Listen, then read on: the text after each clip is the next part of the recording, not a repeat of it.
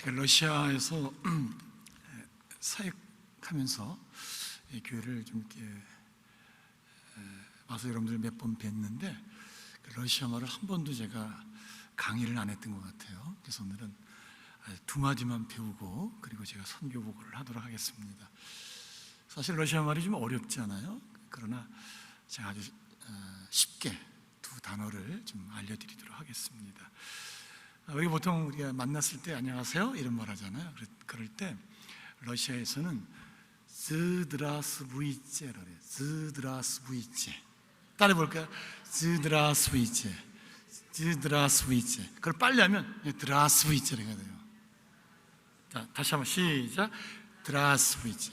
옆성에 인사하세요. 안녕하세요. здравствуйте.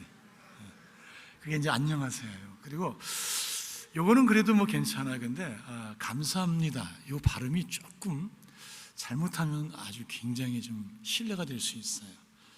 감사합니다 뭐냐면 시바시바.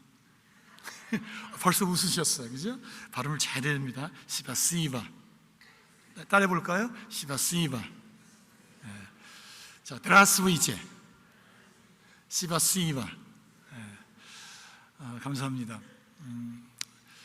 제가 이렇게 다시 오게 된 것은 또 비자 문제 때문에 맞지만 또 이렇게 수요일 날 여러분들 만나 뵙게 돼서 참 감사하고 기쁩니다.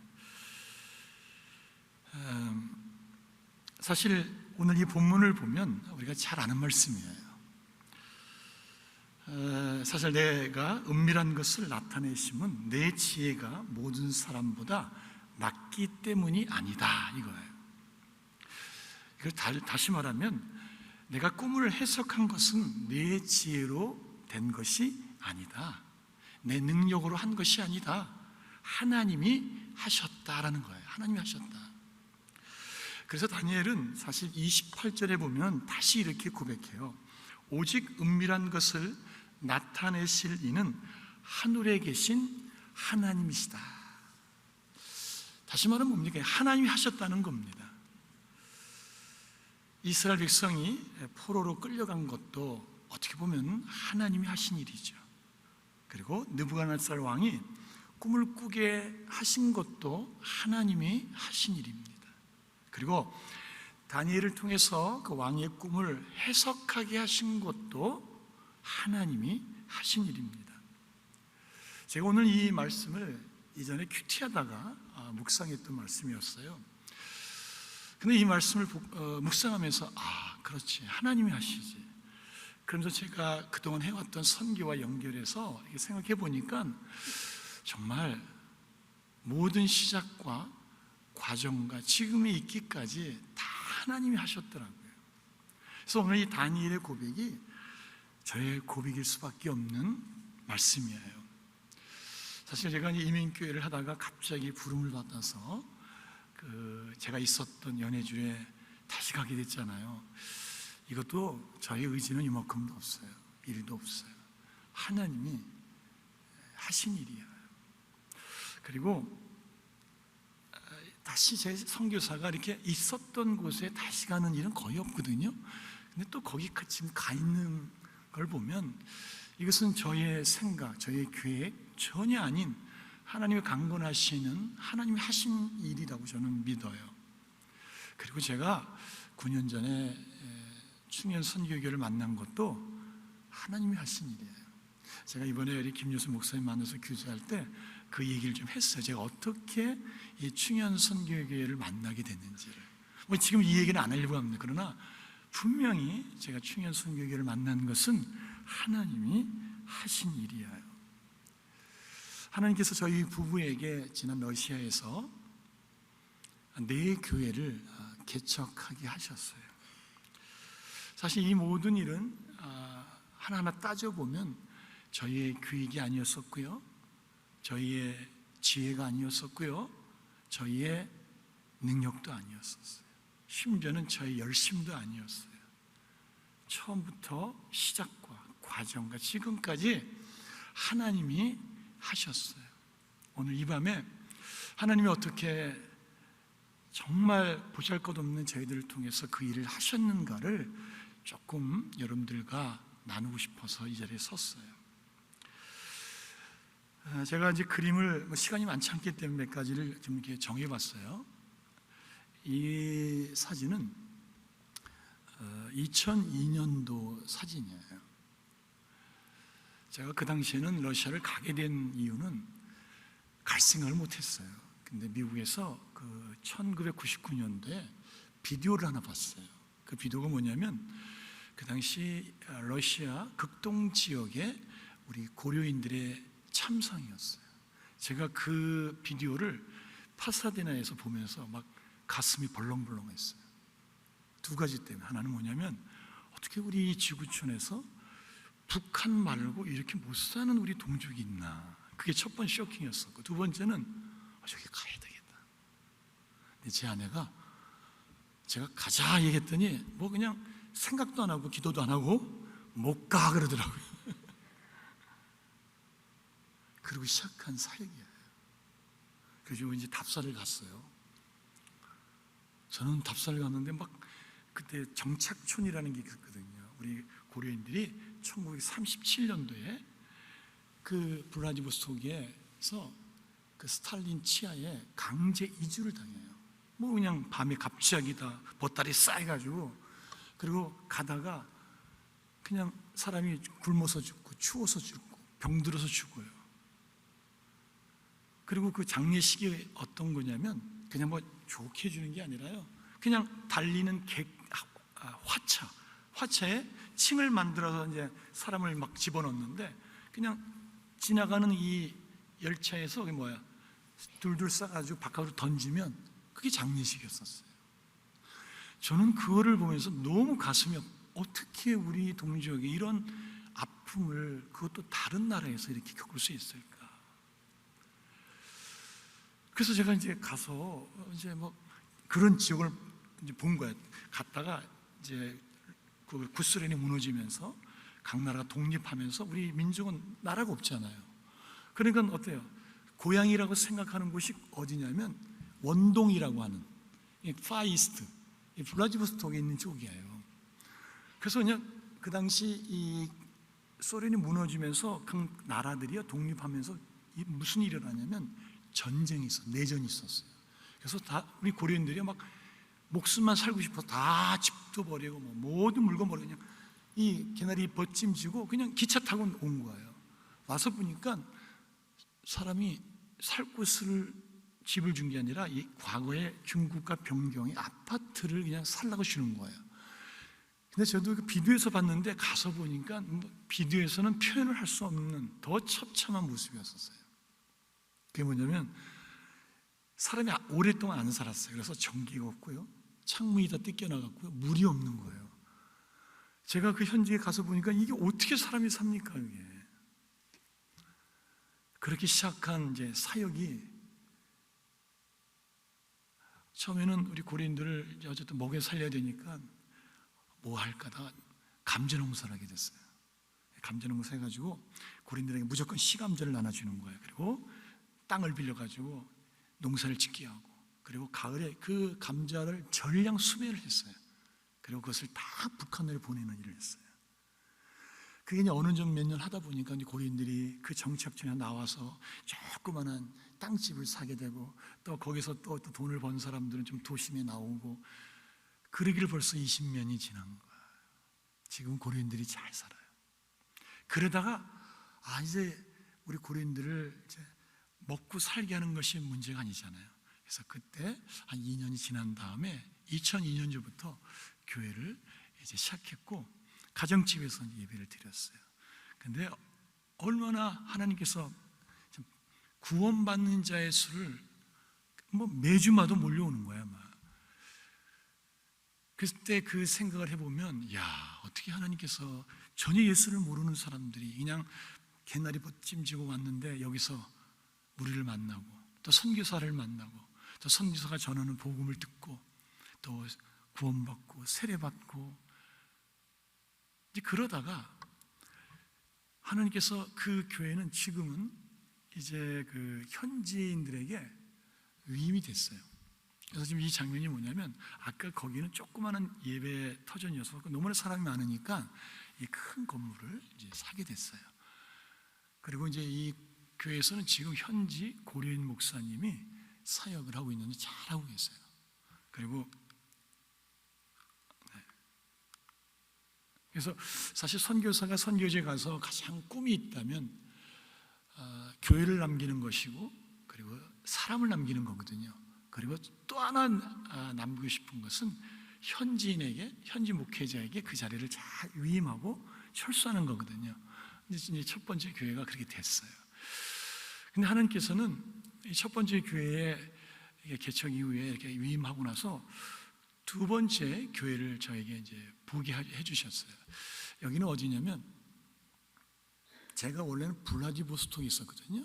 근데 거기서 여기까지 가려면 편도만 9시간 걸리는 거리예요. 근데 앞에 제가 첫 번째 교회를 개척을 어떻게 하게 된지 얘기를 안 했는데, 어느 날 제가 우스기스크는 조그만 시골 동네에 있는데 어느 우리 후배 목사님 교회를 나갔어요. 그런데 이렇게 나가다 보니까 매주마다 어떤 두 자매가 그렇게 열심인 거예요. 그래서 제가 이제 어느 날 만났어요. 그때마다 제가 꼭 물어보는 게 있어요. 젊은 친구들한테. 야, 너 꿈이 뭐냐? 그럼 애들이 없다는 거예요. 근데 사실 그 꿈이 없다는 것은 참 미래가 없는 거잖아요. 근데 오케이, 그래도 몇 주 지나서 다시 걔를 불러서, 야, 너희 진짜 꿈이 없냐? 그랬더니 그 언니가 우리 교회, 우리 동네에 교회가 있었으면 좋겠어요, 그러는 거예요. 그래서 내가 너희 동네가 어딘데? 그랬더니 제가 살던 곳하고 한 20번 이제 북쪽으로 올라가면 시골 마을이 하나 있더라고요. 그래서 어느 날 제가 시간 내서 가봤어요. 그랬더니 동네가 크지 않아요. 근데 교회가 없더라고요. 그래서 여기 교회를 하나님이 또 세우도록 또 이렇게 사람을 연결해 주시는구나 해서, 그래서 그 지역을 가게 됐고, 그래서 지금 그 교회가 현지인에 위임되어서 아주 잘 성장을 하고 있습니다. 이걸 돌이켜보면 전혀 저에게는 계획이 없었던 일이에요. 지금 이 두 번째 개척한 교회도 뭐랄까요, 저도 9시간 편도인데 어떻게 제가 거기를 감히 가겠습니까? 어느 날 저희 영농 그 담당하는 선교사가 목사님, 저기 우리 영농 가정이 하나 있는데 같이 갈 수 있니? 가자고 했더니 좀 멀어요 그래요. 근데 진짜 되게 멀더라고요. 그래서 뭐 차 타고 갔죠. 그래서 다 봤어요. 그랬더니 거기에는 우리 꽃을 키우는 우리 고려인 농가들이에요. 그래서 한참 보고 이제 다 보고 너무 아름답고 꽃도 또 너무 고생하는 모습도 보고, 그리고 이제 다 보고 나오려고 하는데 여기 예전에 7년 전에 교회가 있었어요 그러는 거예요. 그래요? 교회가 있었어요? 그러니까 뭐 아무 목사가 그 교회가 있었다는데 안 가보고 싶은 생각이 있겠습니까? 가보자고 해서 갔어요. 갔더니 7년 전에 이미 뭐 문이 닫혀가지고 완전히 폐가가 돼버려서 조그마한 이제 교회인데, 시골 교회니까요. 그래서 너무 마음이 아팠어요. 어떻게 이렇게 교회가 이렇게 폐가가 될 정도로 만들었을까? 근데 이렇게 다 보고 이제 내려오려고 하는데 어느 할머니께서 이렇게 얘기하는 거죠, 저한테요. 목사님, 우리도 예배 드리고 싶어요. 근데 저는 그 얘기를 들었어요. 근데 목사, 선교사에게 예배 드리고 싶어요라는 그 말은 너무 당연한 거잖아요. 근데 저는 그 얘기를 딱 듣는 순간 이건 내 일이 아니다 이렇게 생각했어요. 이게 9시간을 차 타고 어떻게 다닐 수 있습니까? 그래서 오케이, 그래서 기도해야 되겠다 하고 이제 얘기 듣고 왔어요. 그리고 그해 미국을 이렇게 왔는데 기도하는데 말이에요, 새벽마다 그 할머니 소리가 들리는 거예요. 진짜로요. 우리도 예배 드리고 싶어 요요요요요 이런 거 있잖아요. 저 깜짝 놀랐어요 정말. 근데 기도할 때마다 그 할머니의 소리가 계속, 이건 분명히 하나님의 사인이잖아요. 그래서 제가 아내한테, 여보 내가 그때 갔다 왔잖아, 내가 하나님이 이렇게 부르시네, 어떻게 하면 좋지? 그때 우리 집사람이 하는 말이 뭐 그냥 가지 뭐 이러는 거예요. 근데 한번 거기를 같이 갔으면 감히 뭐 가지 이런 말을 못했을 거예요. 그래서 시작한 두 번째 교회예요 거기가. 근데 거기는 시작할 때 2명으로 시작했어요. 근데 지금은 8명이에요. 뭐 11명 있었는데 그 할머니가 제가 바로 나오기 전에 하나님이 부르심을 받았어요. 그래서 교회가 세워졌고 그 할머니가 치매로 한 1년 반 고생하시다가 하나님이 부르셨어요. 근데 놀라운 게 하나 있어요. 아들, 딸 모든 사람은 다 잊어버려요. 근데 제가 이렇게 그 할머니 이름이 로자예요. 로자, 나 누구요? 그러면 그분이 뭐라는지 아세요? 목사님이지요. 그러니까 제 목사라는 것만 기억을 해요, 이분이. 그러니까 자기 며느리, 둘째 아들이 놀라는 거죠. 나중에는 그것도 기억을 못 하시더라고요. 그리고 급격히 몸이 안 좋아지면서 제가 나오기 바로 전날 그 장례식 참석하고 그리고 이제 오게 됐습니다. 지금도 거기는 왕복 7시간 왔다 갔다 해야 돼요. 제가 거기를 지난 8년 동안 왔다 갔다 했어요. 멀어요. 그리고 제가 예전에 그 차량 전복사고 있었죠? 거기 가다가 전복사를 만난 거예요. 어느 날 아침에 또 전화 왔어요. 목사님 오지 말라고. 왜요? 그랬더니 지금 이 철도 공사를 하는데 거긴 그 철도를 넘어야 되거든요. 그런데 이제는 철도 공사하니 차가 올 수 없으니까 이제 오지 말라는 거예요.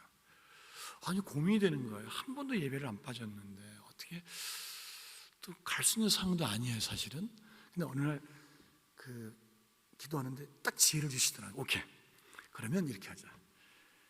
차를 그 기차 이쪽에다 세워놓고 우리가 걸어서 넘어가서 차를 오라고 하자. 그렇게 3번 그런 일이 있었어요. 그러니까 우리 성도들이 이런 거예요. 이 사람이 멀리서 오긴 오는 사람인데 한 번도 안 빠지네. 근데 못 올 수 있는 상황인데 또 오네. 처음에는 이분이 마음을 안 여는 거예요.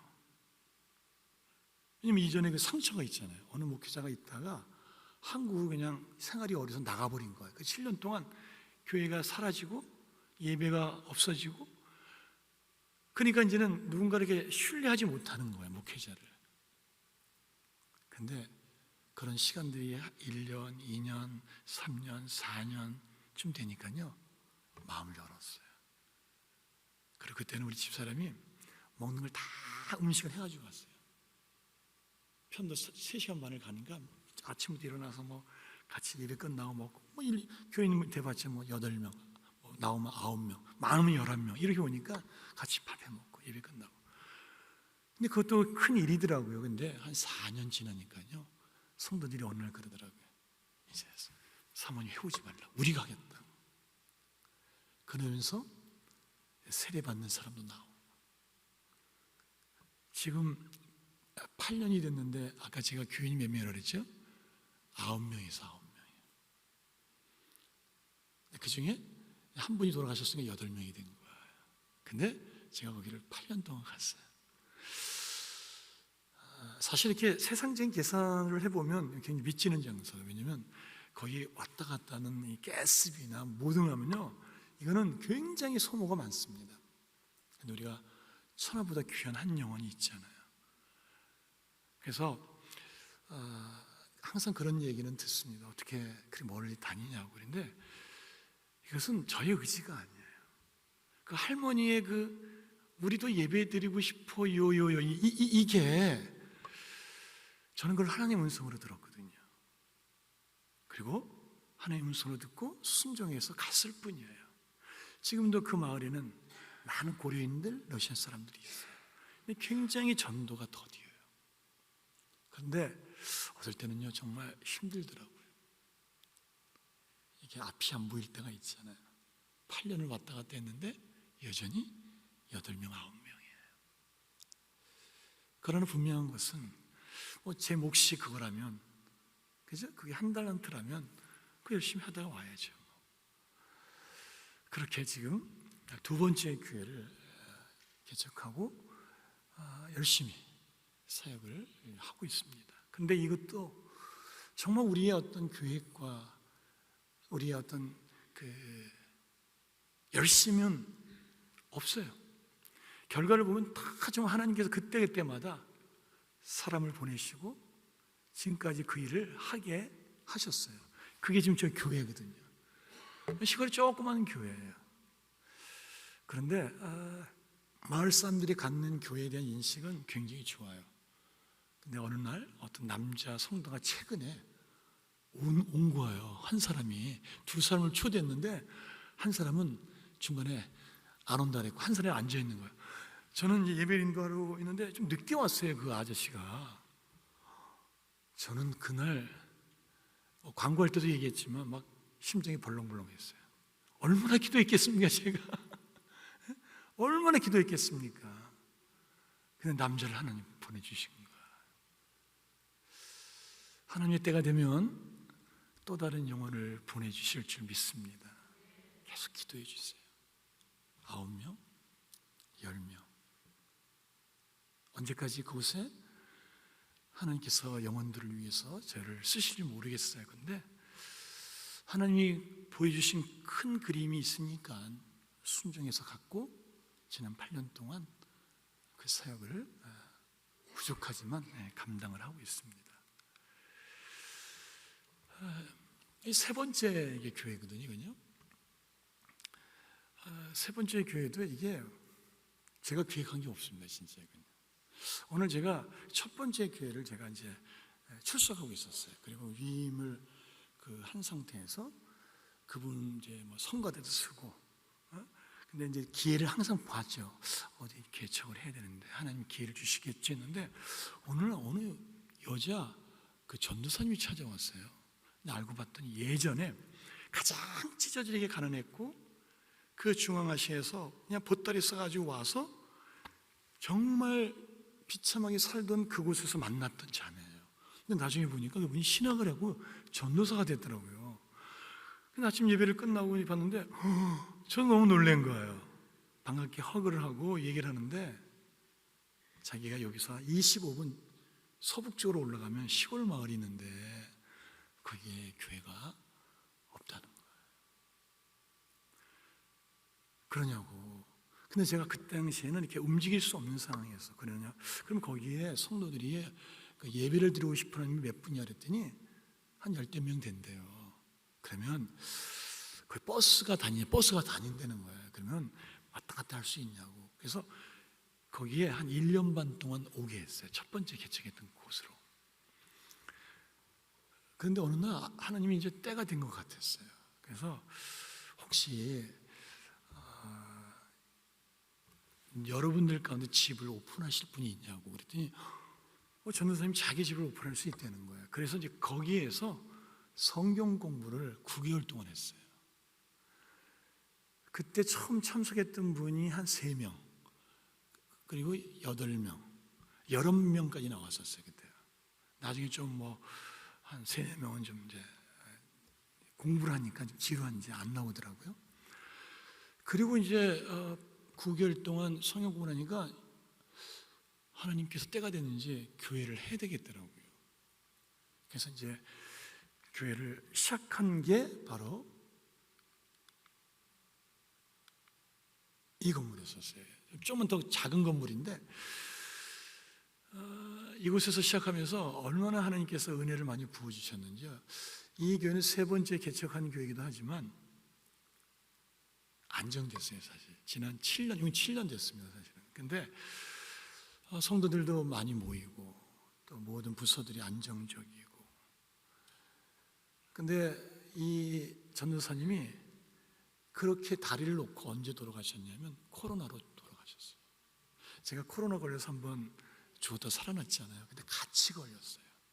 제가 병원에 입원을 했는데 이 전도사님이 분명히 김문희 선교사님이 목사님이 자기에게 전화를 할 것 같은데 전화를 안 하는 거예요. 그랬더니 누구를 통해서 자기가 입원하고 있다는 거를 나한테 얘기해 준 거예요. 저는 알고 있었거든요. 근데 그때는 전화를 할 수가 없었어요. 모든 걸 전화기를 갖고 못 들어가거든요. 그런데 제가 교인들한테 얘기를 안 하고 입원을 했거든요. 걱정할까 봐. 그때 제가 이제 그분하고 통화를 하면서 전사님 저도 사실 코로나 때문에 여기 입원하고 있어요. 우리 건강한 모습으로 꼭 만나야 됩니다. 그리고 저는 건강해져서 나왔어요. 근데 이분은 여전히 계시는 거예요. 그러다가 한 2달 후에 악화돼가지고 세상을 떠났어요. 저는 그 모습을 보면서 마음이 아팠죠.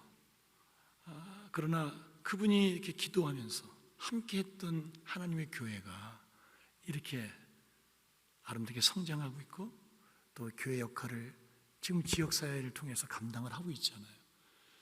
그래서 제가 작년에 그 묘지를 갔다 왔어요. 가서 또 기도하고 너무 이렇게 마음이 뭉클하더라고요. 함께 하기로 했는데 그 코로나를 이기지 못하고 하나님 먼저 부르심 받았어요. 왜 제가 이 얘기를 하냐면 사실 이 교회를 통해서 하나님이 하실 일이 저는 너무 많다고 생각해요. 제가 러시아에 가서 아주 목숨 걸고 하는 것 중에 하나가 뭐냐면 제자훈련이에요. 러시아는 이 정교의 배경을 갖고 있는 성도들이 많습니다. 그래서 이분이 개종해가지고 개신교로 오는데 성경 공부를 배워본 적이 없어요. 또 성경을 이렇게 풀어서 설명해 준 어떤 사제들이 없었어요. 그래서 성경 공부가 얼마나 그들이 몰라서 못하지 한번 접하면 너무너무 재밌어 하는 거예요. 그게 지금 이 3번째 개척교회에서 너무나 재밌게 하는 거예요. 심지어는 이번에 저희가 이제 7년이 됐잖아요. 그래서 제가 작년부터 이렇게 마음을 먹어서 하나님, 이 제자훈련 언제까지 선교사의 몫이 되겠습니까?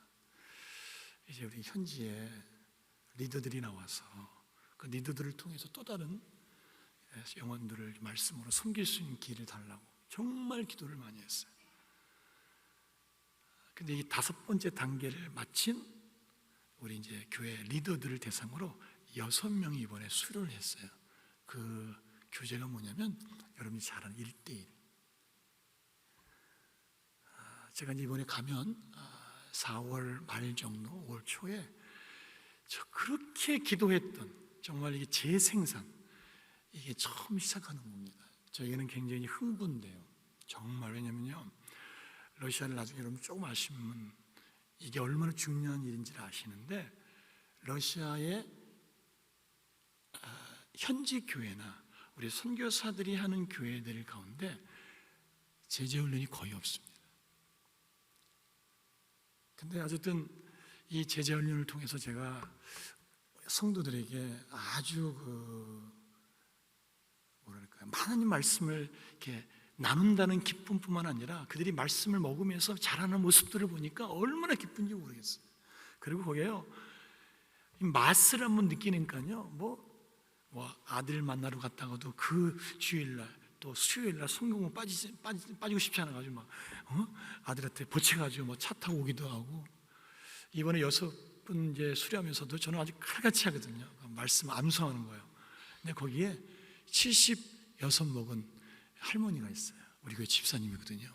똘똘하신 분이 있어요. 저는 걱정을 했어요. 이분들이 이걸 감당할 수 있을까? 근데 한번 원칙대로 해보자 한번. 그래서 한번 암송을 했는데요. 첫 시간 딱 됐어요 이제. 그래서 자, 오늘 암송하신 거 누가 먼저 하시겠습니까? 그랬더니 전 안 할 줄 알았어요. 그랬더니 할머니들이 이게 거기서는 저요 이런 뜻이 아니라 이런 젊은 사람이 2사람 있는데 4사람은요 나이 드신 분들이에요. 68세, 뭐 71살. 너무 잘해요. 너무 잘해요. 그래서 제가 이제 끝나면 이제 간증을 시키거든요. 이렇게 이제 주일날. 뭐라는지 아세요? 여러분, 쉽게 말로 러시아 말 성경 공부하라고, 알아야 된다고 막 오히려 저보다 더 성도들 다그치면서 권면하는 거예요. 여러분, 이 3번째 개척한 이 교회가 정말 제자훈련으로 정말 잘 성장할 수 있도록 꼭 기도해 주십시오. 그것만이 살 길이라고 봐요. 왜냐하면 러시아는요, 예배 드리면 끝이에요. 아무것도 없어요. 아무것도 없어요. 그러니까 사실 우리가 예배를 드리고 설교 한번 듣고 신앙생활하는 것이 얼마나 위험한 일입니까? 사실은 편하긴 하지만 얼마나 위험한 일이에요. 그래서 제가 우리 교인들의 처음 옛날 얘기인데 처음 이렇게 도전했어요. 여러분들 세계에서 가장 편하게 예수 믿는 사람들이라고. 사실이 그렇거든요. 예배만 드리면 끝나는 거예요. 1시간 딱. 그렇게 시작했던 이 제자훈련이 지금은 이제 올 5월이 되면 이제 정말 제 생산에 처음 시작을 겁니다. 저는 굉장히 흥분되면서 하나님 꼭 이 일을 이루게 해주세요. 그래서 정말 우리 성도들이 또 다른 성도들 말씀으로 섬길 수 있는 이 기쁨이 얼마나 큰지를 그들이 경험할 수 있게 해주세요. 여러분 기도하실 때마다 5월달 잊지 마시고 제가 또 편지를 보내겠지만 꼭 기도해 주세요. 그래서 이 교회 안에 이 성경 공부가 잘 정착돼서 목사 혼자 뭐 북치고 장구치는 게 아니라 우리 평신도 사역자들과 함께 그 일들을 이뤘으면 좋겠어요. 거기에 이번에 6명 중에 2사람이 신학교를, 한 사람은 나온 사람이고 한 사람이 신학교를 다니고 있는 사람이에요. 저는 6명과 4명은 할 수 있으리라고 봐요. 꼭 기도해 주셔서 이 3번째 개척한 이 노보삭신스키 교회가 말씀으로 멋지게 세워지기를 소원합니다. 이제 4번째 교회예요. 이 4번째 교회는요, 참 이것도 저에게는 계획이 없었어요. 진짜예요, 진짜. 아까 제가 2번째 개척했던 교회에서 오늘 이 예배를 이렇게 드리고 있는데 한 자매가 오랜만에 자기 남동생이 사는 마을에 온 거예요. 그리고 이분이 한국에 돈을 벌러 갔다가 남동생을 만나러 왔더니 교회가 있다는 소식을 듣고 예배에 참석한 거예요. 예배를 쫙 끝났어요. 그랬더니 뭐 처음 오셨으니까 인사를 했겠죠. 그랬더니 나중에 심각하게 저한테 얘기하는 거예요. 목사님, 우리 마을이 저기 치깔로브카라는 곳에 있는데 거기에 교회를 세워주세요 그러는 거예요. 그 교회 없습니까? 교회가 없다는 거예요. 근데 제가 그 마을의 이름은 들었어요. 근데 가본 적은 없어요, 사실은요. 근데 그때는 이미 제가 교회를 2군데를 하고 있는 곳이었기 때문에 너무 또 먼 거리. 그래서 감히 마음을 예스라고 이렇게 말을 못했어요, 사실은. 그러면 당신네들이 거기서 올 예수를 믿고 싶어하는 사람들이 몇 명이더니 4명이 있대, 4명이야. 그러면 차를 타고 올 수 있겠냐고. 차는 없는데 택시는 타고 올 수 있겠대요. 그래서 택시를 타고 한 6개월 동안 왔어요. 근데 어느 날 제가 이제 내지를 이렇게 생각하면서 기도하니까는 지금 이 러시아의 상황이 뭐냐면 이런 거예요. 부흥을 경험하기도 전에 이 개신교가 완전히 사그러지고 있는 상황이에요. 그리고 모든 교회들이 대도시 위주로 편성이 되어 있어요. 조금만 뭐 30분, 1시간만 차 타고 가면 교회가 없어요. 목사가 없어요. 그러다 보니까 복음을 들을 기회가 없는 거예요. 그러니까 복음을 들을 수 없다는 것은 어떻습니까? 이들에게 구원에 이르게 하는 어떤 그런 기회가 없다는 거잖아요, 사실은요. 저는 그게 너무나 가슴이 아파가지고 하나님께서 기도하다가 저에게 그런 꿈을 주신 거예요. 내지에 대한. 그런데 이 4번째 교회를 또 그 한 자매의 입을 열어서 하나님이 그 땅을 밝게 하신 거예요. 이제 가서 좀 만났어요. 이제 어느 그 아들 집에서 만났는데 그들이 교회를 향한, 예배를 향한 그 마음이 너무나 열정이 있는 거예요. 근데 예배가 없어요. 교회가 없어요. 목사가 없어요. 그래서 이제 어느 날 이제 기회 보다가 기도했어요. 어느 기회가 됐어요. 그게 정확하게 3년 반 전 얘기예요. 그래서 지금 첫 번째 집에서 이제 이 가정 예배를 드리는 거예요, 이게 첫 번째 가정집에서. 그리고 2번째 가정집 예배에서 또 드렸어요. 2 지역에서 왔다 갔다 하면서 그렇게 1년 6개월 동안 예배를 드렸어요. 그래서 거기서 뭐 가정집이었지만 할 건 다 했어요. 뭐 성찬도 하고요, 뭐 식사도 하고요, 뭐 교제도 하고요. 근데 이제 성도들 조금씩 불어나니까 이제 집에서 하는 거는 안 되겠더라고요. 왜냐면 러시아 사람들은 신을 벗고 남의 집에 들어가서 이렇게 있는 거를 이 문화적으로 안 맞아요. 1년 6개월이면 좀 길어진 거예요, 사실은요. 근데 어쨌든 1년 6개월이 돼가지고 좋은 건물을 하나님이 사게 해주셨어요. 그게 이 건물이에요. 그리고 그 가운데 세례받게 하셨던 분이 있고요. 아까 네, 이거 다른 집에 여기 떠요. 그래서 이렇게 1년 6개월 동안 사역하면서 하나님께서 자연스럽게 이런 교회를 허락해 주셨어요. 그래서 지금은 뭐 성경학교도 하고요. 지금 이 건물을 산 거예요. 그래서 너무 아름답잖아요, 그죠? 그리고 이거는 그 마을의 센터에 우리로 말하는 구멍가게, 미용실 이런 건물이었던 건물을 사서 이제 리모델링 해가지고 교회로 사용하는 거예요. 근데 여기에 또 하나 제가 간증하고 싶은 거는 오늘 이렇게 이제 예배를 끝나고 이렇게 밥을 사무실에서 먹고 있는데 마리아라고 하는 자매가 저한테 얘기를 하는 거예요. 저는 그 얘기를 딱 듣는 순간 정말 지금 내가 한 게 없구나. 이분이 어떻게 기도했냐면요, 저희가 제가 가기 전에 몇 년 동안 이렇게 기도했대요. 목사님, 우리 지역에 목사를 보내달라. 목사를 보내달라 그랬대요. 근데 목사가 안 오는 거예요. 근데 우리가 가기 바로 전에 이렇게 마지막 기도했대요. 하나님, 이번에 목사님이 안 오시면 저도 이제 예수 뭐 다 때려칩니다.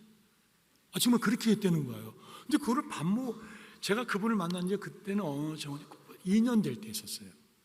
근데 그 얘기를 2년 후에 얘기하는 거예요, 이거를요. 그래서 밥 먹으면서 그 일을 딱 듣는 순간 그런 거라지. 이게 어떻게 내 계획입니까? 이건 하나님께서 먼저 그 땅에 있는 그 영혼들이 그렇게 목사를 보내달라고. 우리도 예배 드리고 싶어요. 이 지에 우리가 살고 있는 곳에 교회가 있었으면 좋겠어요. 그 결과예요. 단지 저는 그냥 순종해서 갔을 뿐이에요. 정말 순종해서 갔을 뿐이지 저의 계획은 1도 없었어요, 사실은. 근데 지금 이 교회를 통해서 하나님께서 멋지겠어요. 매주마다 새 신자들을 보내줘요. 할렐루야. 이 진짜 할렐루야, 여러분들. 예수의 애자를 모르는 사람들이에요. 어느 날 작년에 이 교회에서 세례를 5명이 받았어요. 근데요, 잘 들어보세요. 저는 세례를 그냥 안 줍니다. 러시아는 꼭 그래야 됩니다. 러시아는 정교의 배경을 갖고 개신교로 오기 때문에 정교에서는 뭐냐면 세례 이꼬르 구원이에요. 그러니까 세례 받으면 여기 목걸이를 달아요. 돈 있는 사람은 큰 목걸이, 돈 없는 사람은 은 조그만 목걸이. 그러면 이게 뭐냐면 나는 구원받았어 라고 하는 심볼이에요, 이게요. 근데 여러분 생각해 보세요. 세례라는 게 구원의 조건입니까? 구원의 결과입니까? 구원의 결과예요. 우리가 세례 받았기 때문에 구원받는 게 아니거든요. 근데 러시아의 교인들의 대부분이 정교의 배경을 갖고 있기 때문에 그런 생각을 가지고 세례를 받으려고 그래요. 그래서 저는요, 한 달 동안 공부를 해야 돼요. 그럼 세례를 안 베풉니다. 그럼 처음에요, 놀라 이 사람들이에요. 정교에서는요, 그냥 돈을 내고 날짜를 정해서 가면 세례 받거든요. 근데 뭐 어느 목사가 와가지고 공부를 하나 해야 된다. 그것도 뭐 한 번도 아니고 한 달 동안 내내 해야 된다. 근데 다 소화시켜요. 다 공부해요. 내가 공부할 때 내용이 뭐냐면 웨스트민스터 대여소리 문답을 하거든요. 그럼 거기에 신앙의 주옥 같은 기본이 딱 이제 나오잖아요. 다 듣고 마지막에 구원의 확신을 점검하고 그리고 이제 세례를 베푼단 말이에요. 하나님께서는 지금도 일을 하고 계세요. 아멘. 일을 행하시는 여호와, 그 일을 지어 성취하시는 여호와, 그 이름이 여호와라. 오늘 제가 이렇게 짧은 시간에 여러분들과 함께 할 수 있었던 것은 제가 여러분들과 함께 이 다니엘서를 통해서도 잠깐 얘기했지만 다니엘이 고백했던 이거 하나님이 하셨습니다. 내 지혜가 아닙니다. 내 능력이 아닙니다. 내 열심이 아닙니다. 내 계획이 아닙니다. 하나님이 하셨어요. 그 두 자매, 한 자매 언니가 우리 지역의 교회에 세워지는 게 제게 꿈입니다. 아니 어떻게 그 젊은, 그죠? 그 당시 걔가 18살이었어요. 지금 한국에 이제 시집 와서 잘 살고 있는데 어떻게 그 많은 꿈 중에 자기 마을에 교회가 있었으면 좋겠어 이게 꿈이겠습니까? 또 그걸 또 하는 저에게 듣게 하셨어요. 그리고 할머니, 그 당시 그 먼 거리 그냥 정말 취취하게 너무 지치면서 갔는데 마지막 나오는 순간 그 소리를 듣고 기도하는데 이 하나님이 얼마나 급하셨으면 그 9명을 위해서 11명을 위해서 너 거기 가야 돼. 그러니까 뭡니까? 계속 들려주잖아요. 예배드리고 싶어요요.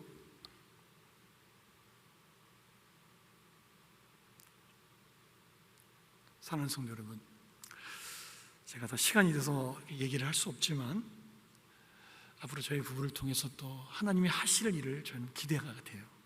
왜요? 지금도 하나님께서 제가 고백한 대로 다 하나님이 하셨잖아요. 그죠? 지금도 하나님이 하고 계시잖아요. 아멘? 그리고 그분이 앞으로도 하실 거잖아요. 이게 뭐 저에게만 그렇습니까? 선교하는 여러분들의 지금의 이 자리에 있는 것도 우리의 계획이 아니잖아요. 하나님이 앞으로 여러분 인생을 그렇게 하실 겁니다. 여러분의 가정을 그렇게 하실 거예요. 여러분의 자녀를 그렇게 하실 거예요. 여러분의 교회를 그렇게 하실 거예요. 우리가 그 하나님을 바라보면서 오늘 정말 일을 행하시는 여호와, 그 일을 지어 성취하시는 여호와, 그 이름은 여호와라. 이 말씀 꼭 기억하면서 기도해 주세요.